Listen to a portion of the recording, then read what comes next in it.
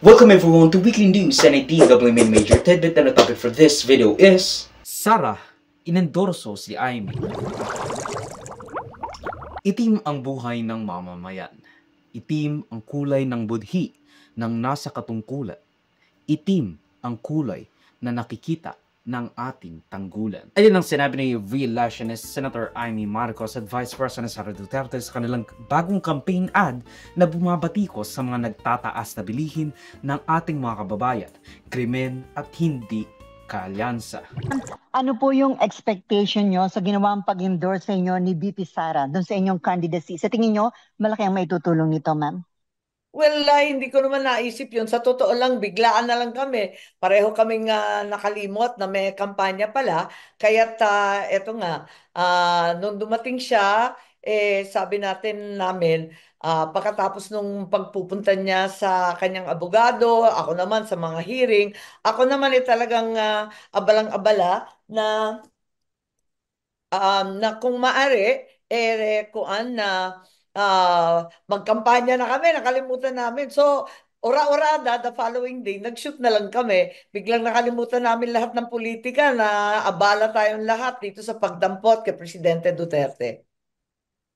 Ma'am, bakit itim yung ginamit sa endorsement sa inyo? Hindi po ba negative na dating parang pagluluksa?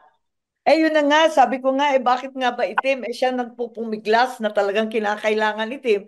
Pagkat ang sabi niya, nagluluksa ang bansa at maraming naghihirap, gutom na ang sikmura, gutom pa sa hustisya. Hindi natututukan ang sadyang problema ng ating bansa, hindi nasusolusyonan. Kaya maraming problema, ang korupsyon, bumalik na naman tayo diyan sa mga krimen na hindi tindihan.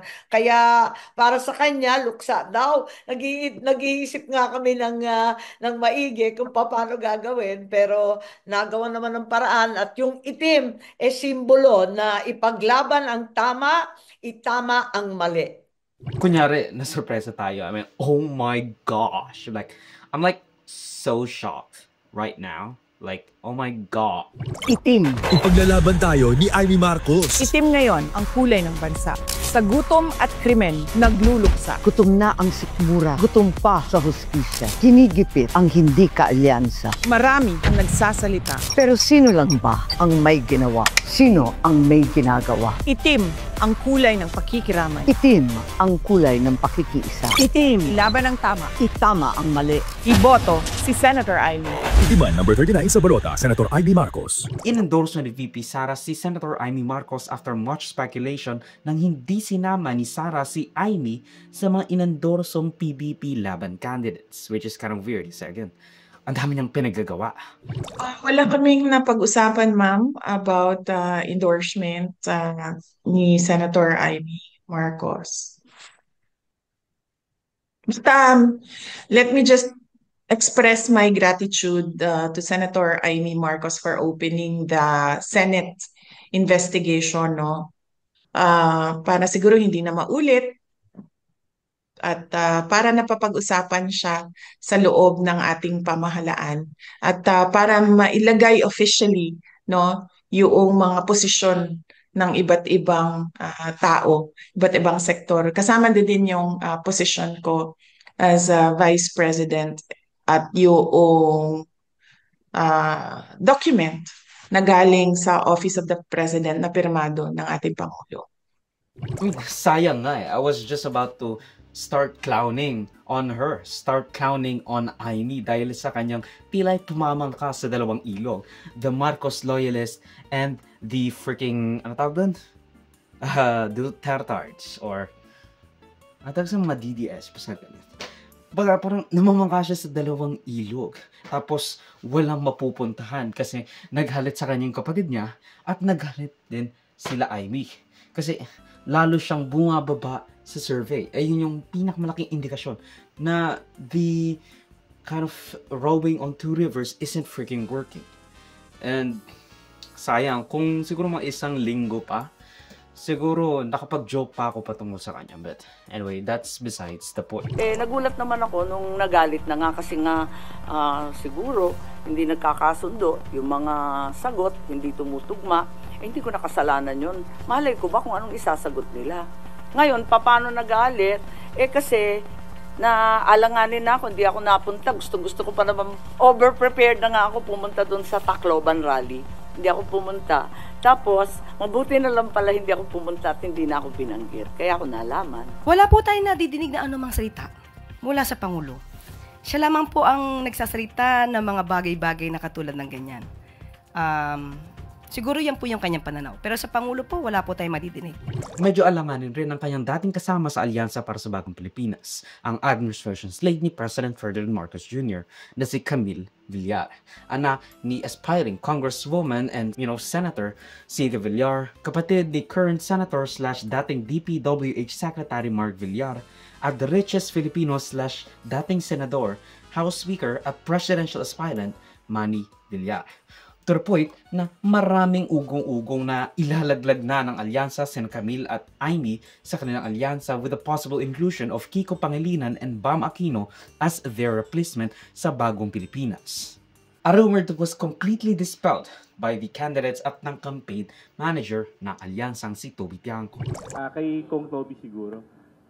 Kung sabi kanina ni Sen. Amy, matagal na rin siya nagtitiis regarding kasi kagabi, hindi siya nabanggit ni Presidente ng kanyang kapatid sa rally niyo sa Cavite. Are there any plans to drop Senator Amy from the lineup ng alyansa? At saka yung isa pa po kasi there are also speculations na baka si Congressman Camille Villar will also be dropped from the slate. Okay. With regards to that question, I cannot answer that question for them, no? So I think like for Amy, siguro siya dapat ang makasagot nung tanong na yon, hindi po kami. So wala pong pinag-uusapan po so far yung alyansa, pati yung nationalista regarding dun sa future nila sa slate? Wala. Thank you so much. Maalala natin, ayon sa Philippine Center for Investigative Journalism from the Nielsen Ad Intel, it is reported na mahigit 1 bilyon na ang naggastos ni Amy Marcos at Camille Villar para sa kanilang kampanya bago pa magsimula ang opisyal na campaign period. So, 1 bilyon, like, ang sahod ng isang senador sa buong termino nila, that won't amount to 1 billion pesos.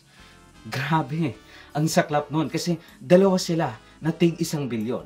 Ang laki na ng pangalan mo, bilyones pa ang nagastos. Tapos, hirap makapasok sa administration Senate slate where most of your kasangga sa alyansa ay nakapasok. Alas, Amy officially bolted away from Alyansa matapos ang ilang serye ng kanyang pagiging pro-Duterte despite everything Sara has said to her and her family at mga committee hearing regarding FPRRD's arrest papuntang The Hague, the Netherlands. Itinanggi naman ni Amy Marcos ang paratang na reward daw ni VP Sara Duterte ang kanyang endorsement dahil sa mga committee hearing at pagiging relatively close friend and ally ni Sara at ng mga Dutertes. Ma'am, I need to ask directly, ito po ba ay resulta or sort of reward ni VP Sara sa inyo after the series of hearings that you conducted about the ICC arrest of his father? Reward po ba ito o paano ba?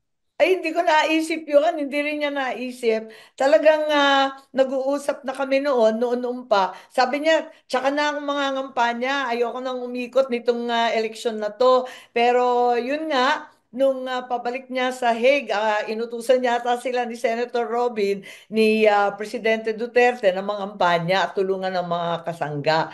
At kahit papano, aminado ako na naipahamak ko siya dahil hindi ko naman alam na mangyayari ang ganito. I mean, girl, like, quit capping. We already know what you did or what we think you did.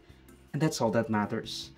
Whatever your reasons are, kung iisipin mo, Marcos Jr.'s frustration with you should be a badge of honor. You're willing to take up the mantle para ma-scrutinize ang tila'y unconstitutional na pagpapadala ng kapatid mo kay Duterte to the ICC. And that takes balls. Ano kaya ang sinasabi ngayon ni Inang Imelda? I mean, we don't know if you're really playing both sides here or just want to be seen as independent from your brother, saving your ass if ever the public turns sour against your family again. Kind of, they'll call you the good Marcos. Kind of like how JV Ejercito is the good Estrada. But you know, whatever. I mean, you basically backstabbed your brother. You're kind of turning the public against your brother with that public hearing. Ang video clip na ito ay galing sa aking series ng News sa River de Rica. Check the entire videos for the complete weekly news recap and subscribe to the channel to be kept up to date sa mga local at global news na I'll make sure will be interesting to you. Particularly you, whatever your name is. Hindi ko alam, sorry. Salamat sa panonood mga ka-farmy. Like, subscribe, follow me like sa socials and avoid Joseph that will be linked down below. So susunod, of course. Paalam.